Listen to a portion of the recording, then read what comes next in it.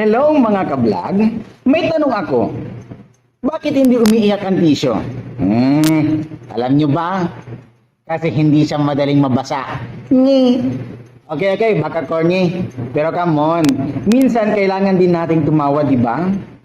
At yan ang pag-uusapan natin ngayon, ang pagiging masaya. Ang pagiging masayahin ay hindi lang basta pagtawa o pagpapatawa. Ito ay ang pag-focus sa positive side ng buhay. Kaya medyo challenging.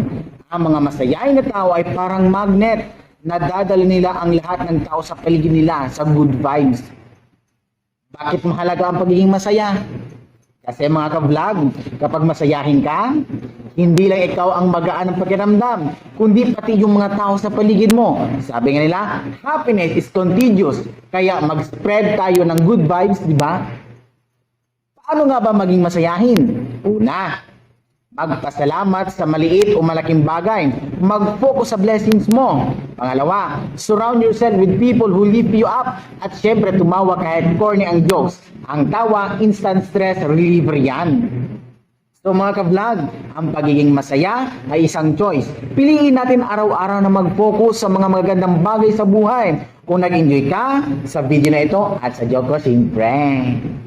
Huwag kalimutan mag-like, mag-subscribe, at i-share sa mga kaibigan mo na gusto maging masaya. Salamat sa panonood and always stay awesome and happy!